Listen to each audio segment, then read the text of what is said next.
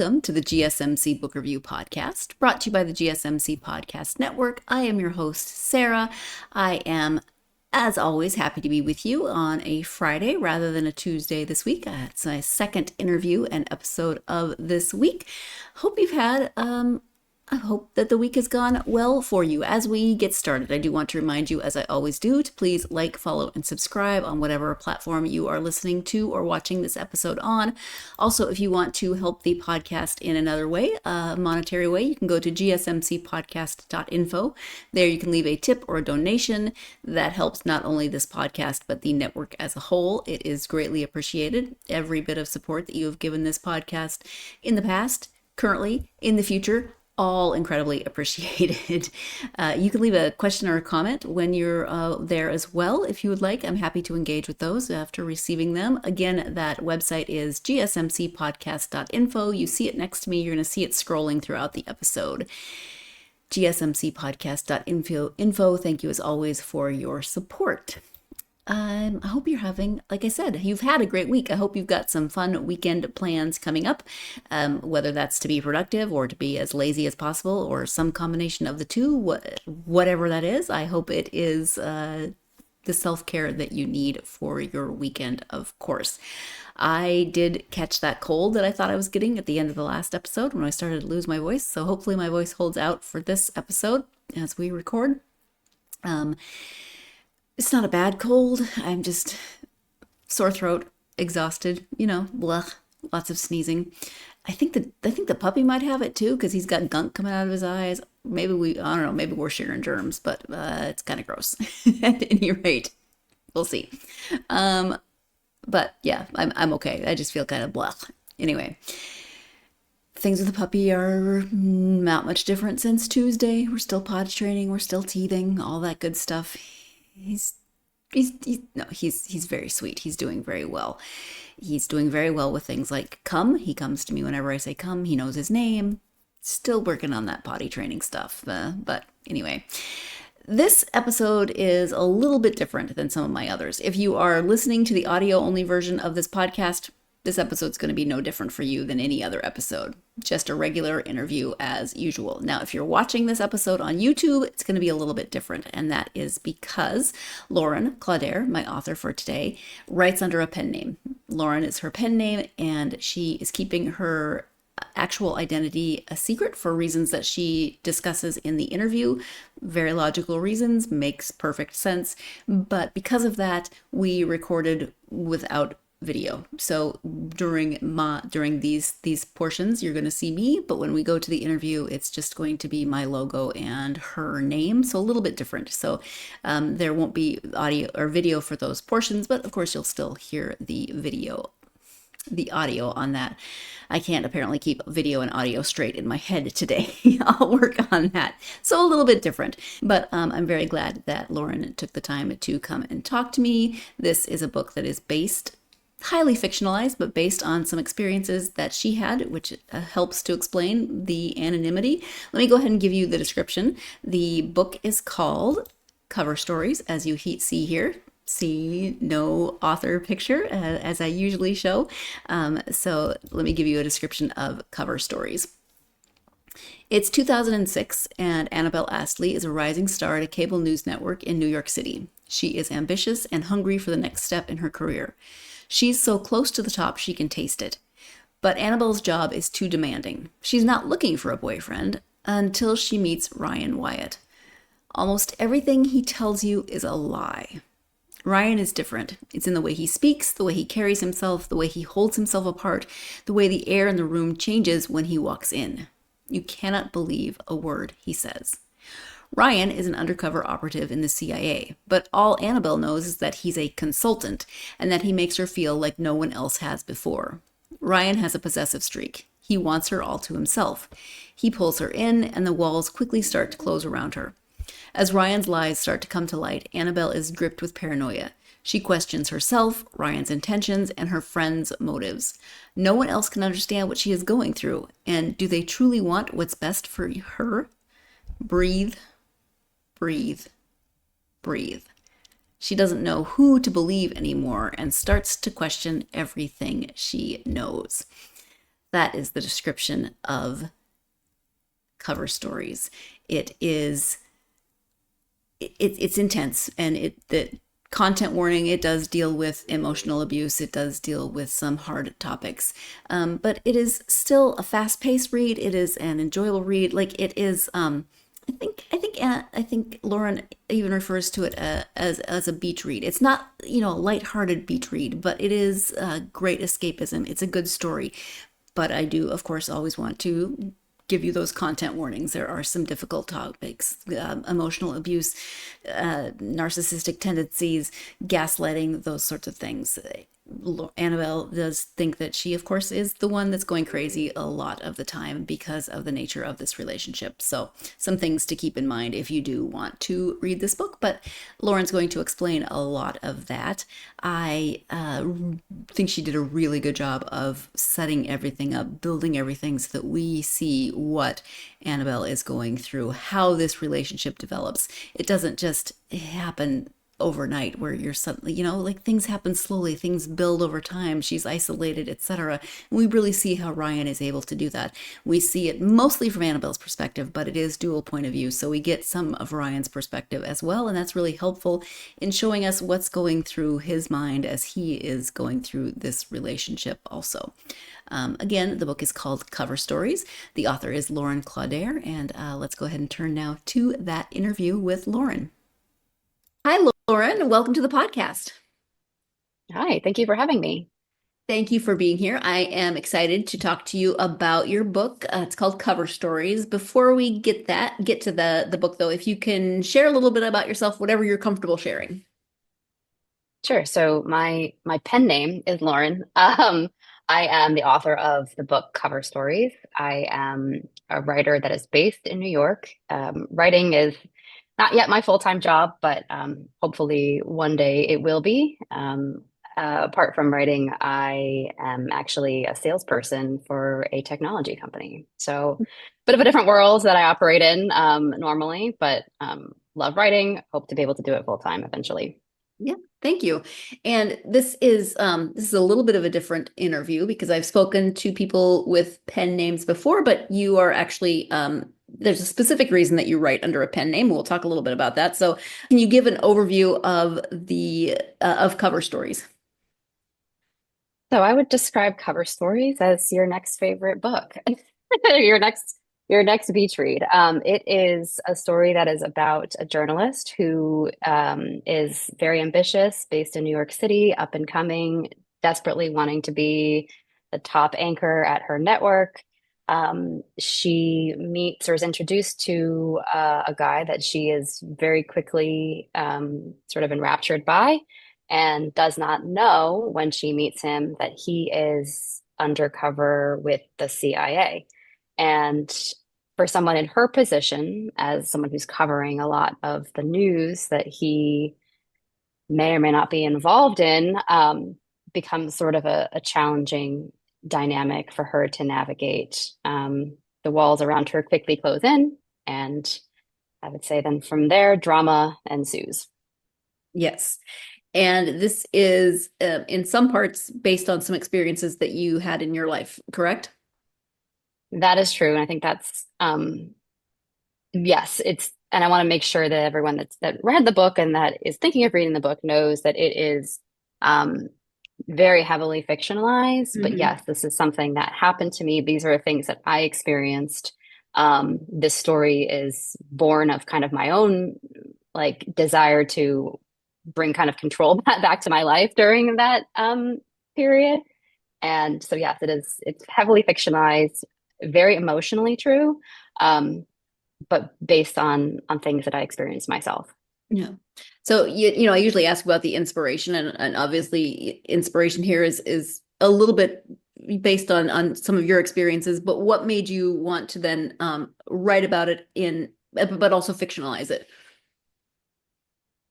So I think one of the themes of the book, and this is where it gets a little bit dark, is that one of the challenges that the main character Annabelle has is that her relationship takes off quite quickly, and it all seems great and wonderful at the time. And you know, as it, I don't want to give any spoilers here, but like as she kind of moves through the story, her boyfriend Ryan is, you know, it's becoming apparent that he's quite controlling. And I think anybody that's been in this sort of situation will identify that as sort of emotional abuse, right? And it's very hard to recognize that when it's happening to you.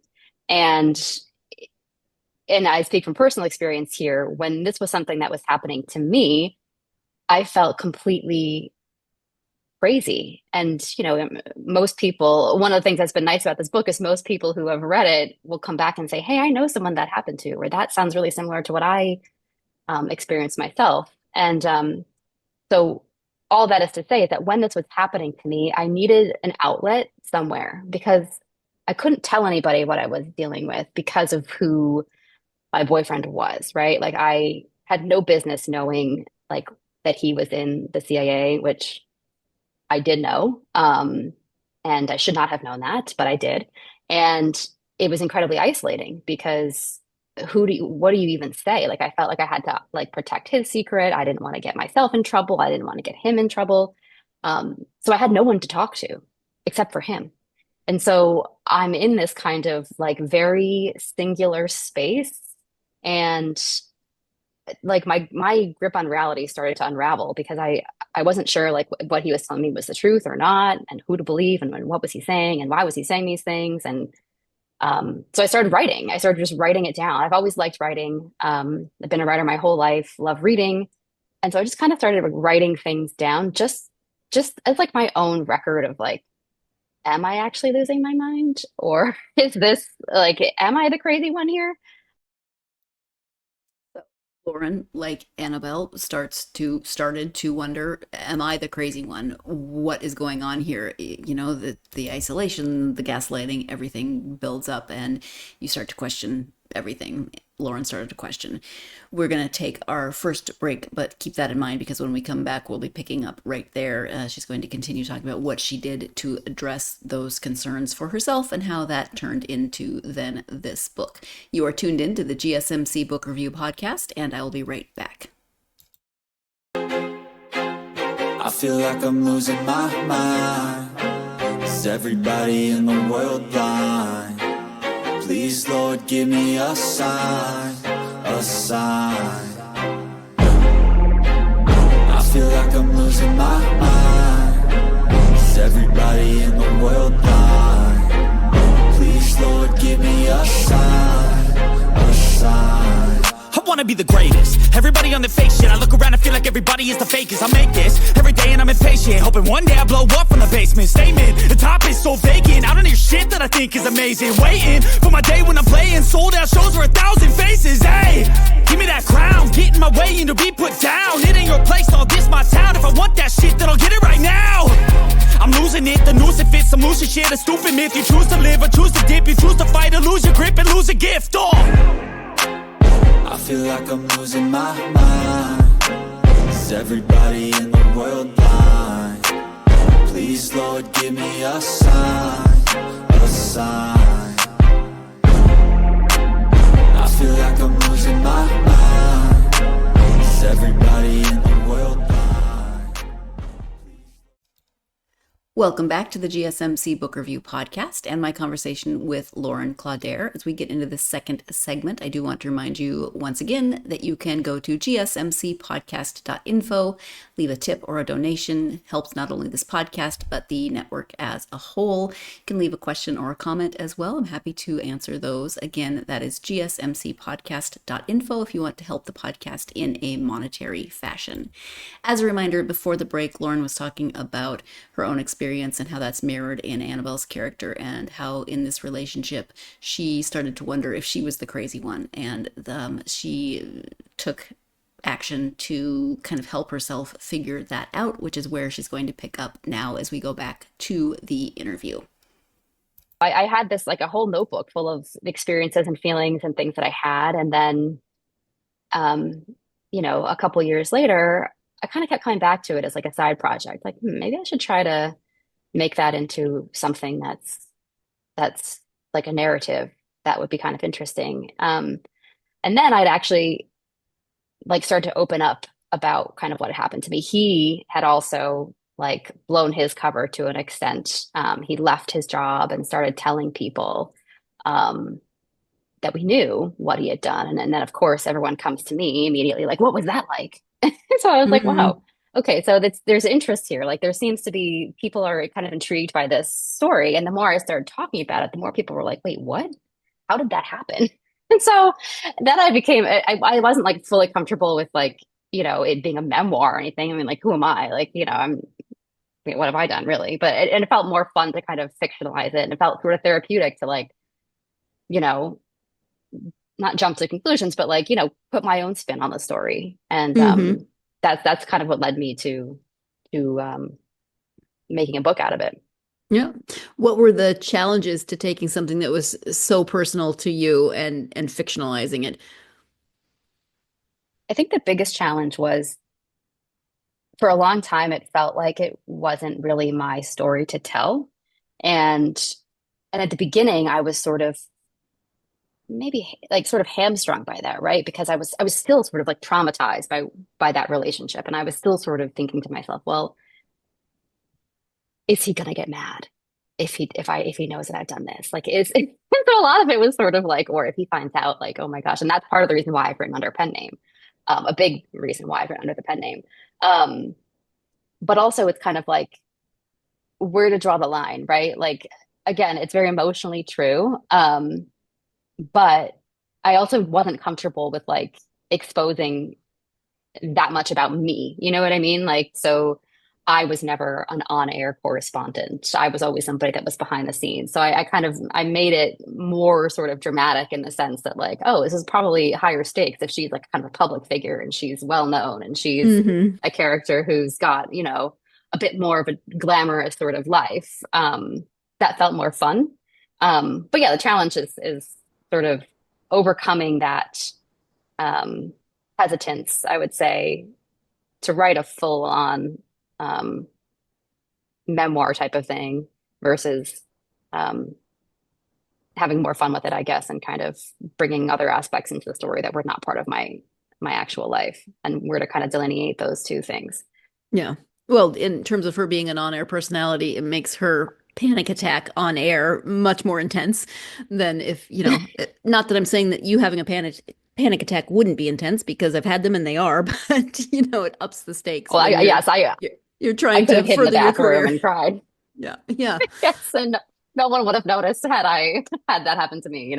Right. But yes, for her, it's obviously a huge blow and very embarrassing, and feels like a real trauma. Yeah. Annabelle is the protagonist, the main character, and a lot of the book is told from her perspective. But you do have dual points of view, so we do get Ryan's perspective off and on. Did you start out to write it from both points of view, or did that change as you wrote? That changed a lot, actually. And initially, I tried to do it from the first person point of view, from both characters, and that I wrote a lot of the book like that way, initially, and then it just got too hard. Like I couldn't get in his head the way that I thought I could. Um, and so then I kind of reworked it. I knew I felt very strongly that there had to be his perspective in there too, um, because he's such a interesting. At least I think he's like an interesting character. I mean, how do you act like that? I don't know. I still don't know. But I knew that it had to have his perspective too. I thought that would make it more um, enjoyable for the reader to kind of get both sides of the story. And also his side of the story is important, right? And like how he's thinking about her and how he moves through the world and how he relates to people, how he thinks he has like this control over her and this sort of ownership over her. I felt like that was an important piece of the plot. Hmm. And what about Annabelle, do you think will resonate with readers? I mean, I think she's the type of person that, maybe her situation is unique. Maybe not everybody is striving, to be like, as successful or as, maybe they're not as singularly motivated as she is, but I think she's just the type of person who, anyone who's like tried to like have, a happy relationship, or like just trying to like be their best, and for whatever reason, it just doesn't quite pan out that way. I think people can relate to like the disappointment she experiences. I think people can relate to her wanting more than what she has. I think people can relate to, how she kind of views herself, and, a lot of the decisions she makes. I think people will say, why did you do that? And they could come back and say, well, actually, I could see myself in that, making that type of decision if I were in her shoes. So I think there are a lot of things about her that, young professionals, I guess, especially could probably relate to. Mm-hmm. Sorry, you said young professional, and even if you somehow missed that the book takes place in 2006, but even if as the reader you somehow weren't paying attention, just the number of references to blackberries in the book would tell you. Yeah, I'd forgotten just how blackberries kind of ruled everyone's lives. Oh my God, I forgot about the blackberries. Yes, that was like the status symbol. Oh my gosh, if you had a blackberry, like you were really important. And then they just kind of disappeared. Yeah, I'm gone. Yeah. Yep. In terms of character development, because this is based on you and your experiences to a certain extent, what's your process for character development? Did your characters change a lot as you wrote, or did you have a pretty good sense of them as you were writing? I had a pretty good sense. Look, like this book went through like so many edits, so many different versions, but the characters always were pretty strongly, like Annabelle and Ryan were pretty strongly developed in my head as I kind of set out to write the story. Like the way that, and I kind of like, one of the things I did initially, even though I had sort of this mental picture of who they were and kind of how they looked and what they did and said, I did write down sort of like what their motivating factors were, kind of like, why did she act like this? Why does she make these decisions? What is he trying to accomplish? What is he scared of? Like, what is, and what are her sort of like dreams, aspirations, all that type of thing. I wrote those things down just to kind of give myself guardrails, I guess, around like, okay, here's how we think of these people. But I didn't want them to like, I didn't want to give them like too much free reign, right? Like I felt like they could kind of spiral out of control if I wasn't, more careful about how I envisioned them acting and relating to each other. So I did write down some of those things, and like, I thought about where they came from, and I thought about what their backstories were like and what their families were like and how they grew up. And I thought about things like that some of that makes its way into the story. But I think some of the way that they act and talk is related to that, right? And it's kind of, I'm always thinking about like, well, who was she before she was this person, and who was he before he got here? I think that's important in any sort of character development. It's not, they didn't just appear today. Like they had all these lives that they lived before they got to this point, and what were those like? So that's something that I think about a lot, or I thought about a lot when I was writing their story. Yeah. Whether we get that backstory in the book or not, it's always something that affects us as readers. Of the question of who was this character before we meet him or her as we are reading. Obviously, it's important. It creates their character now, their actions, everything is affected by that. And maybe that's obvious, maybe it's not, but it's just something that I'm sure authors always have to have in the back of their mind. If you don't know who the character was, how can you know what choices they're going to make, etc.? So that's always an interesting part of writing to me. We're going to take another break. When we come back, Lauren will be talking about some of the secondary characters, a couple of friends of Annabelle's and their relationship to her and their importance in the story. You are tuned in to the GSMC Book Review Podcast, and I will be right back.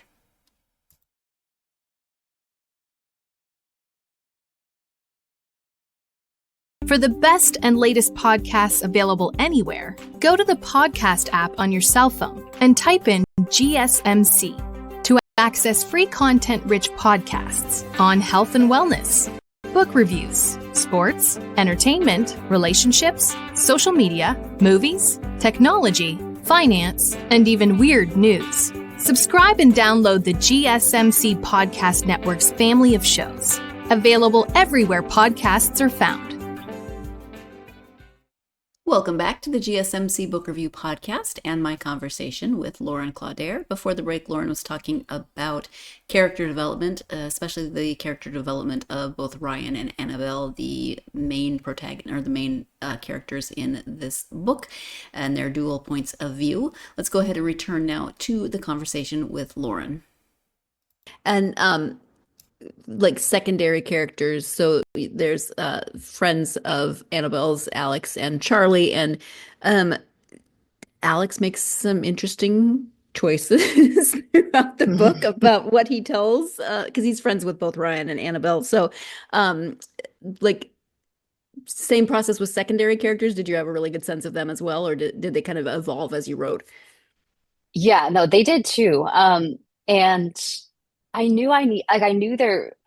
had an idea of the Charlie character who's Annabelle's best friend and close friend. And I kind of knew, I had a very clear picture of who she was. And Alex, I would say, is actually, of all of them, the most close to real life.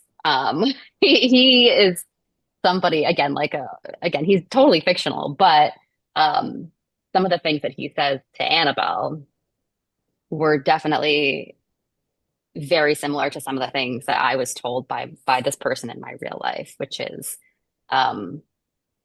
you have to get out of this relationship. It is only going to end badly for you. And like, I knew that I needed somebody, like I had to have like that type of person in the book who was trying to like knock some sense into Annabelle to an extent, when she didn't want to hear that type of advice.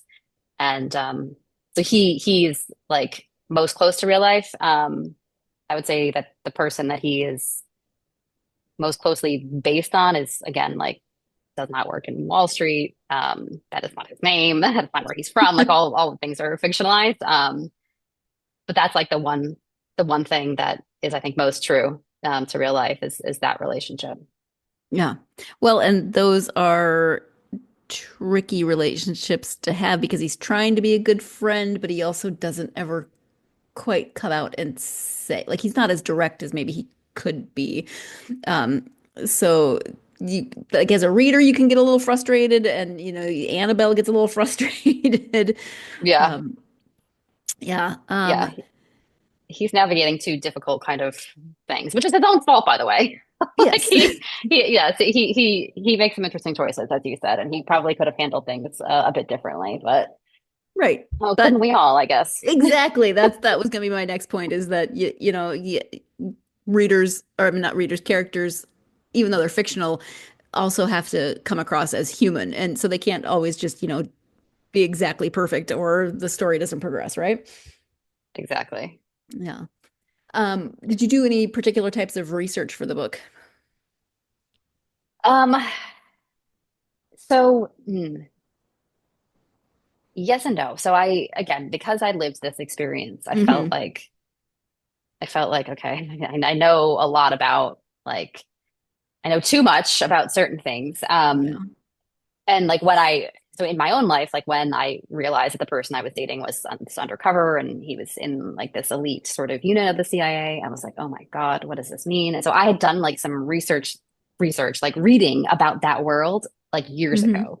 So I kind of like knew all of that as I was like living that experience. When I went to write the book, I didn't really do so much of that, like kind of like contextual, like a world building type of research. I kind of knew that world, I think, based on what I had read before and what I had experienced in it. And then I did one book that I read afterwards as I was trying to like make sense of the Ryan character and kind of build him out a little bit. There was a book that is called Why Is He Like This? I think it's called.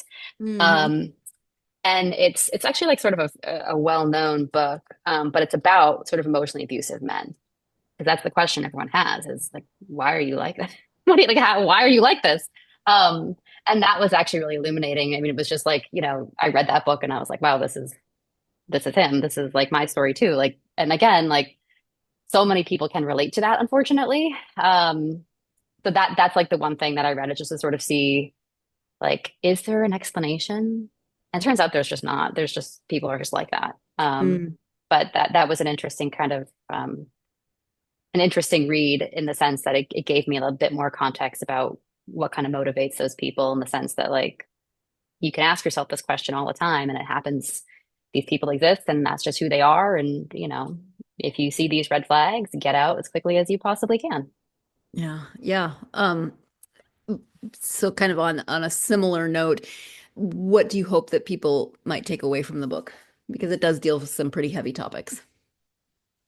I mean, I think, well, first of all, I hope people it. I hope that people, like, like spending time in that world, just because it feels like a little bit different, I guess the concept is. It's a bit unique, the circumstances of kind of how these characters end up where they are. Um, but I also hope that, like, people walk away from it thinking a bit more about, like, hey, what must that be like? Or, like, even that Annabelle's experience was really unique, in the sense that, most people, I mean, everybody has a relationship that doesn't end well, right? Like, everybody's in a relationship with someone where, like, oh, that could have been gone better. That person was a real jerk. Um, Even though, like, her relationship is unique, in the sense that, like, well, who's really been in love with, like, a trained liar and a trained manipulator? What is that like? I just hope people can relate to, like, some of that feeling, in the sense that, Mhm. like, hey, these are like real problems, and, like, you are not crazy for thinking that. If you're okay, let me back up. If you're in a relationship like that, or you even are questioning if you're in a relationship like that, I hope people that are in that boat, and what I found is that there are more of them than I had anticipated. If you were in that boat, like, you are not crazy for feeling the way you feel. I know that you probably do, and you're not. And I think that's been the one thing that has been an interesting response to me. Like I said, is for me, is that I was stunned at how many people reached out to me and said, "Oh my God, like, I can relate to this." And I was like, "Wait, really? My God, like, I'm sorry to hear that. I mean, it's really sad." Um, but if you're not in that boat, then maybe it gives you a little bit more empathy for people who might be, or if you might know somebody who, like, could be in a relationship like that. Speak up and say, "Hey, like, are you okay?" Yeah. Um, but overall, I mean, I think, hopefully, I just hope people think it's a good read. Right. Yeah. Well, and you make a good point in that there's a conversation at one point in the book between Annabelle and her therapist, and it's kind of, the I'm an educated woman, I'm a smart woman. How did I not see the signs? And I think many of us, regardless of whether we've been in this intense of a relationship or if there was this much gaslighting or what have you, we when you're in a situation, it's harder to see that situation as clearly as you might. So I think that just that conversation of, well, yeah, it doesn't matter. It doesn't matter how educated you are. You can still find yourself in a relationship where you're being emotionally manipulated or you're not seeing the full picture. Totally. Yes, I think I mean, yeah, that's definitely a good takeaway too. Is that, like, it's so hard. It's Yeah. even harder when you're dealing with someone who does this for a living, and who's, like, trained Yeah. to do this, and, like, make you feel like, you know. So yeah, the stakes are higher for her, but the relation, like, people can relate to it, I think, on a bunch of different levels, and I hope people can realize that they're not alone. Yeah, sure. So I imagine that it would be rather challenging to, I mean, lots of people write under pen names, but trying to keep your identity as secret as possible in this case, for good reasons. But we live in a very, very public age. What are the challenges? Oh my gosh, it's so hard. And I'm glad you asked, because um it's really difficult to promote something like this when you are keeping your true self secret. I had a friend when I initially started writing this book. And she actually is a book publicist. She does, or she used to be, she's not anymore, but and she did a lot of like sort of nonfiction stuff, but she was in that world, and she'd kind of encouraged me to like flesh the story out along the way. And so I owe a lot of credit to her for like saying to me, like, hey, keep going with this. But then we like kind of lost touch over the years, and then we ran back into each other, and she's like, whatever happened to your book? And it's like, oh, it's great. I published it. Did it under a pen name. And she was like, what?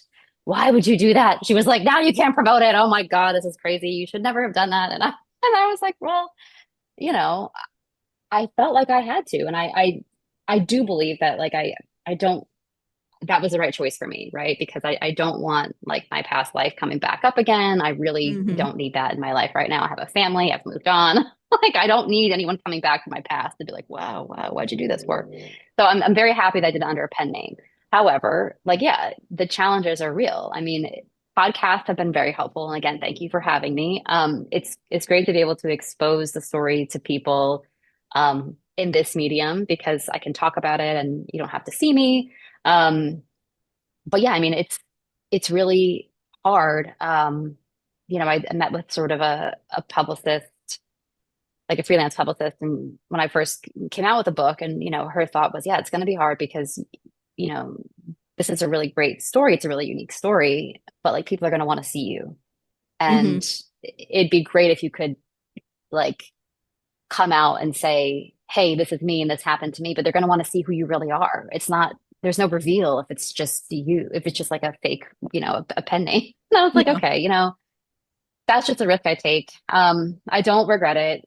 Yes, it's challenging, but all of this stuff is challenging. It's not like there's no guarantee that if I had done this under my real name, it would have been like this humongous, massive hit. You know what I mean? So why take that risk? So it's just kind of, trying to get my name out there, my fake name out there, trying to get the story some interest and, breathe as much fire into it as I can. But beyond that, there's really not much more that I can do.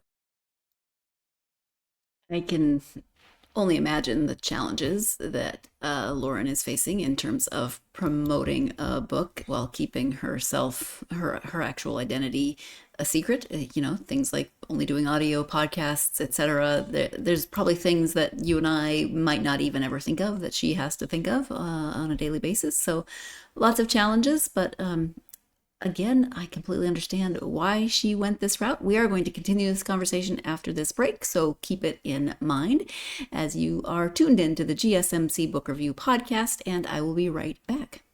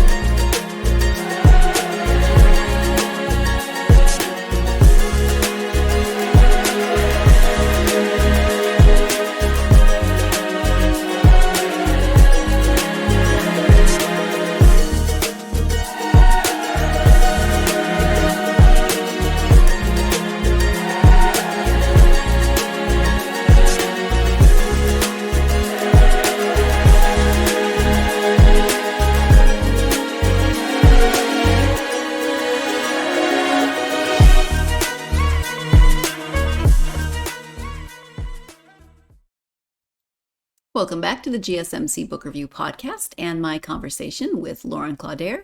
Before the break, Lauren was talking about some of the challenges of promoting this book, publicizing this book, while while keeping her own actual identity a secret, the non-Lauren Claudare identity a secret. We were just talking about that, so that makes my next comment make more sense as I'm responding to her comments about publicizing, etc., the challenges of publicity. Let's go back to that conversation. I'm currently projecting in my own head of, like you've mentioned that you want to continue writing, and then, so yeah, I would imagine you would write under your actual name rather than your pen name, because you don't want to keep promoting everything anonymously, but then when you're writing under your actual name, you can't claim this, but like Right. I'm projecting here. So Well, I think, you know, like in terms of like next projects and if I'm going to write again, would I continue? I think I will keep it under my pen name. mhm. Just because that's like my persona as a writer, right? Like I mentioned earlier that like sadly this is not my full-time gig. I wish it was. But I have a full-time job where I'm not public facing, but I'm, you know, talking to a lot of, you know, customers and clients at big companies and like, you know, they know me in that world. And I don't necessarily want the two worlds to intersect. Mhm. So I'm actually quite happy to have sort of this like writer persona that's just like a different realm that I operate in, and that's Lauren, and you know anything else I write will be under her name, and then I have like my sales persona, which is my real name, and that's a world that I operate in, and so I'm actually okay with those two being separate.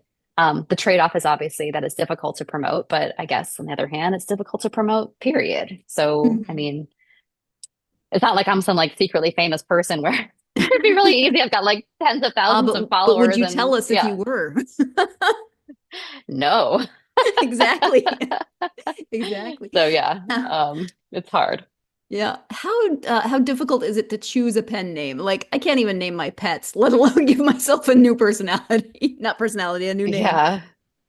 You know, it's funny because I spent a lot of time, like even like writing the characters, like how do you come up with like there's name generators and things like Yeah. that I use. But for myself, I kind of wanted to like be I've always liked the name Lauren and it felt like I don't mean to sound this in like a negative way, but it just felt like kind of generic. Like, you know, Mm. it's just like a basic kind of name. And then the last name actually came from a street that is in the neighborhood where my husband grew up.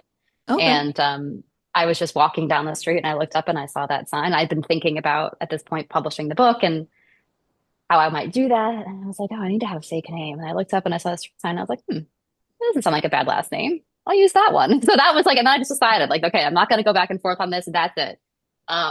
So I picked that and here we are. All right. All right. I like it. Um, so are you currently working on anything new? So I always have some ideas going. I don't have like an active work in progress at the moment. But that's not to say that I won't soon. When when Cover Stories was released, there's been some reviews. I know you're not supposed to read the reviews, but I am a glutton for punishment. And there is a couple people who actually said in their reviews, like, there's more to this story. And like, I want to know Hmm. more about these characters. I'm like, oh God, I can't go back. Part of me is like, well, actually, there is a lot more to the story. And like, should I continue? Should I do a follow-up to this? So I am toying with that idea, actually. I'm just trying to figure out like how I would tell that, like the rest of the story. So I'm working on that, like kind of like just like I haven't put like words on paper yet. I'm just kind of thinking about what that might look like.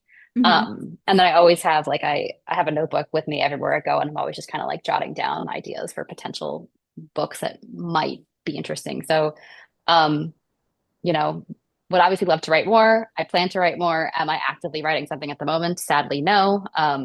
But we'll see. Yeah. Well, it doesn't end like on a cliffhanger or anything like that. There's closure, but there's also definitely room for the next chapter um, with these characters. So yeah, I can see, and that would also be interesting.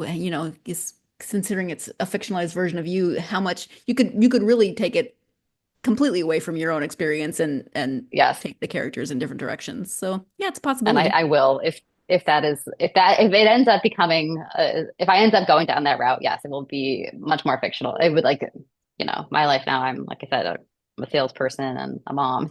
It's not like it's all about glamorous and exciting over here. So who wants to read about that? But there is yeah, I have some thoughts on how I would do it totally fictionalized. So we'll Yeah. see. And yeah, I guess the way that people don't love the ending. I'm not going to spoil it, but there has been people that have said to me, "Oh, the end is I don't like the end. Is Oh, this the end?" Um, well, I'm like, well, people, look, like you can't please everyone. No, and honestly, like I went back and forth on the ending many, many times, and like the end, the way the book ends felt very true to Annabelle's character. And like Hmm. that's all I can say about that. But yeah, there's definitely room to continue. So we Yeah. shall see. You obviously came to writing this book from a very unique place in terms of fictionalizing your own story, but you mentioned that you have always written. So was writing for publication something that you always wanted to try?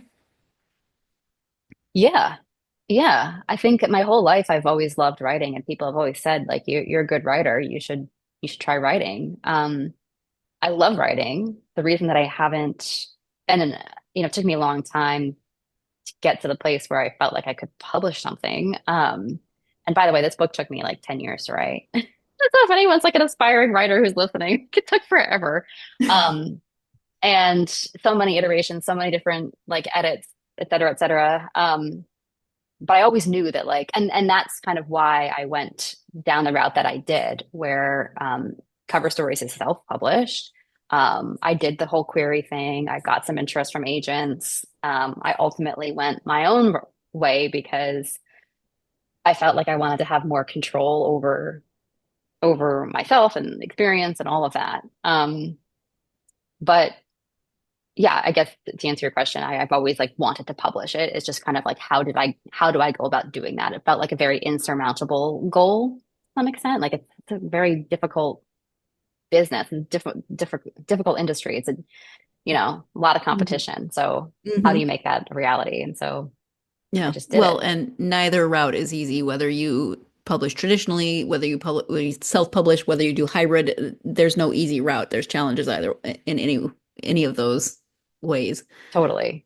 You just mentioned aspiring authors and your 10-year journey to get this book to completion. So what advice do you have from your own experience for aspiring authors?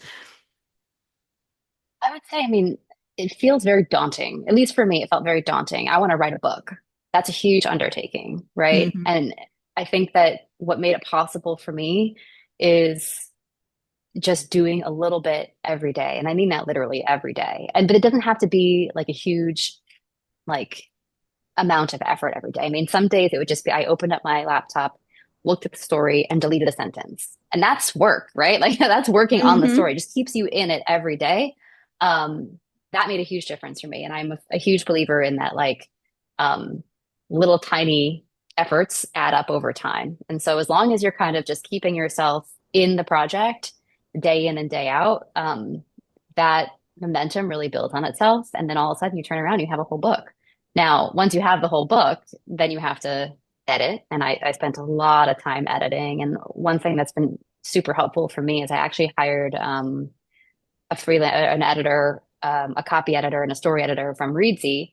And she was wonderful. And she read the book and she gave me such good feedback. And, then the feedback she gave me was like, I need to do a lot more work on this. And at that point, I was like, oh God, I can't hear that. But it was great. And she, like I said, she was wonderful and she really made the book better. And so that's another piece of advice. If you can get someone who can give you like a professional who can give you feedback and help you, that's definitely worth the investment. And then the other thing I would say is like, you know, take control over it. If I know a lot of people want to be traditionally published, I totally get that. I was in that boat as well. It would have been really nice to have someone say to me, "Hey, we want to pay you a lot of money for this." Hmm. But I actually had like a lot of really strong feelings about that whole like query process and like the agent process and how that to me seems very archaic and backwards, to be honest. Like I've posted about this before on like my X feed where it's like I feel like authors are the ones that have the power in this situation, not the agents. At least it should be, right? Because we have the stories, we have the stuff that you want. You should be coming to us, not vice versa. But I digress. So the point is that like if you feel like traditional publishing is just not happening for whatever reason, and I get there are limitations, people that can self-publish and all of that, but I just think don't necessarily discount it because for me the ultimate goal was like it'd be nice if people could just read my story, right? Like it could live in my computer forever and nobody would ever see it. I spent all this time working on it, and why should it just never go anywhere? just because like the timing wasn't right for these agents or publishers, you know? That Yeah. felt kind of like a self-limiting thing. So the advice is if you really want to put your work out there, put it out there. I mean, that's why these things exist. That's why self-publishing exists. And if you end up with an agent, great, that's amazing. But just don't let it be like defeating in the sense that you feel like you don't have control over the outcome, because in a lot of ways you do. Mm-hmm. Yeah, thank you. I think it's good that authors have more options, more choices for how books get published nowadays. I can imagine that there's a lot of confusing information out there, though, and might make it harder to figure out what's best for each author. So I'm always glad to hear every author's experience and how they decided to go the route they did, what's worked for them, what they think could have worked differently, etc. I just think that's really helpful. Hopefully, if you are someone who is in the process of writing or wants to write, you find those bits of advice helpful as well. Not sure, but anyway, we are going to take our final break of this podcast. When we come back, what has Lauren been reading? You are tuned in to the GSMC Book Review Podcast, and I will be right back.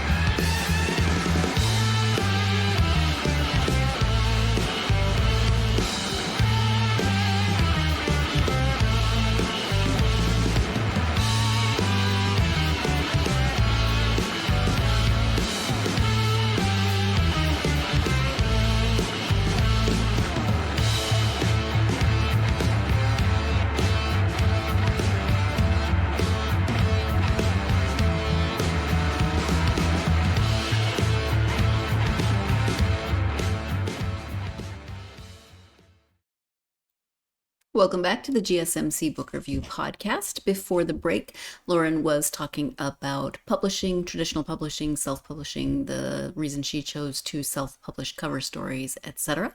Let's go ahead and return to the conclusion of my conversation with Lauren. When you take time to read just for you, who are your favorite authors and some of your favorite genres? Like I said, I love to read. Love to read. I would say that like if I want a page turner, I'm a huge Tana French fan. Love all of her Dublin Murder Squad books. So the best thing about Tana French is that there's always another book. I feel like I've read all of her books, and then I turn around and there's one that I've missed somehow. I just got one on BookBub. She was on one of their like featured ones for a book that I had never read before, and it was 99 cents. And I was like, oh, where'd this one come from? Great. So I just got that.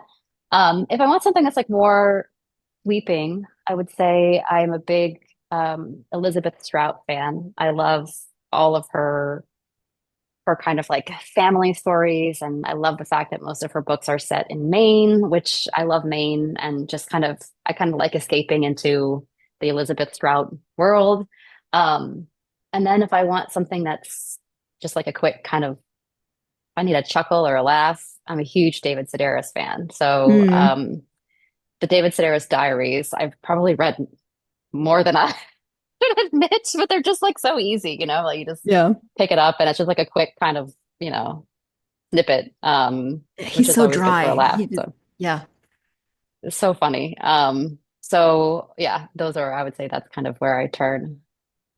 And I always like asking people what they're reading with their children, just because it keeps me in touch with what's going on in the book of children's books.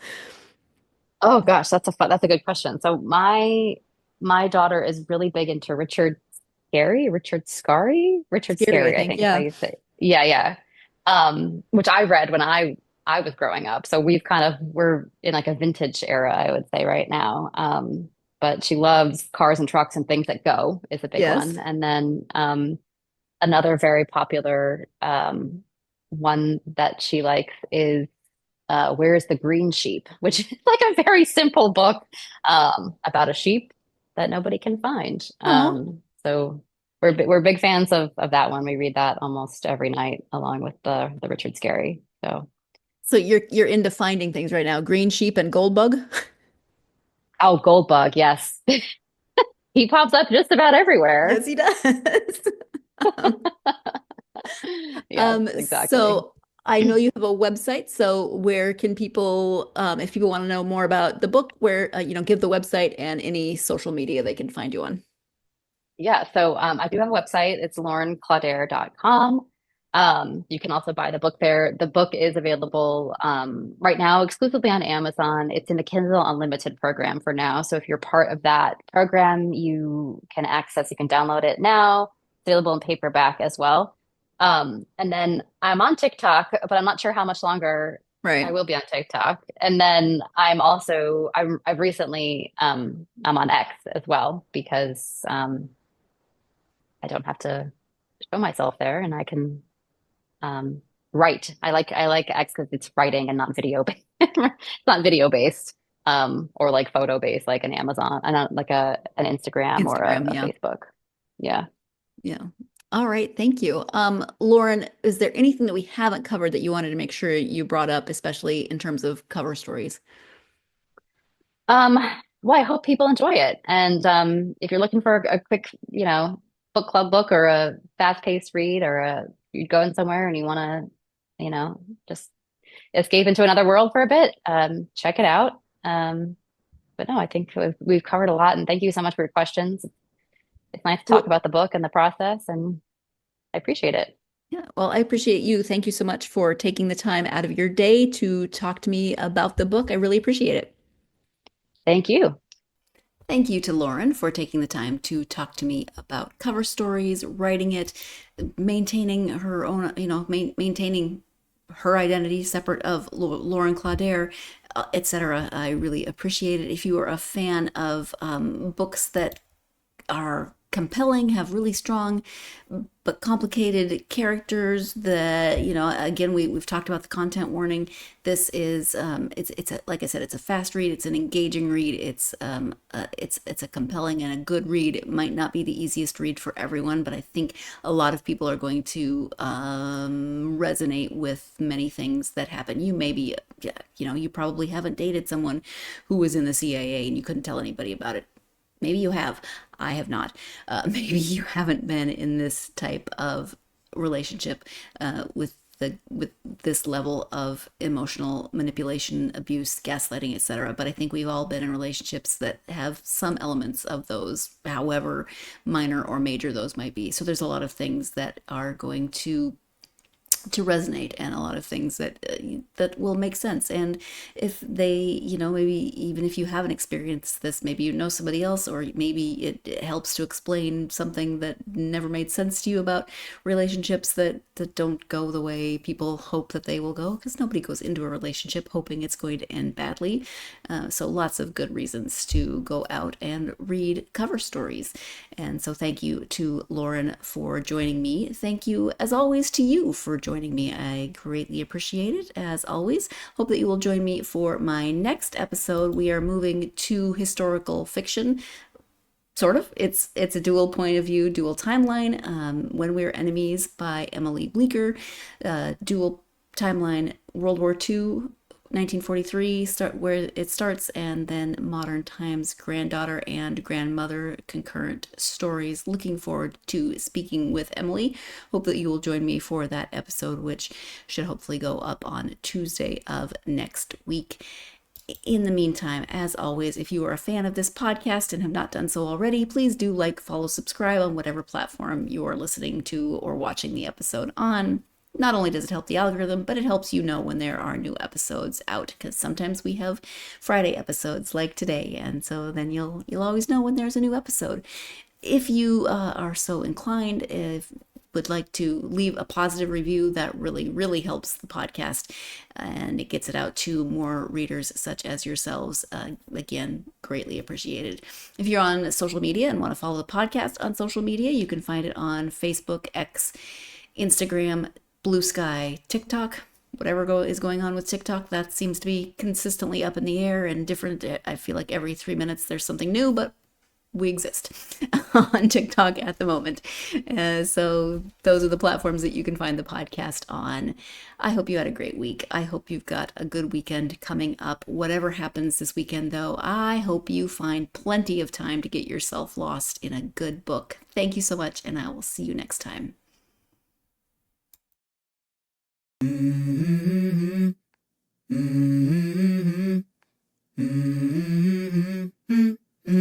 Let's go.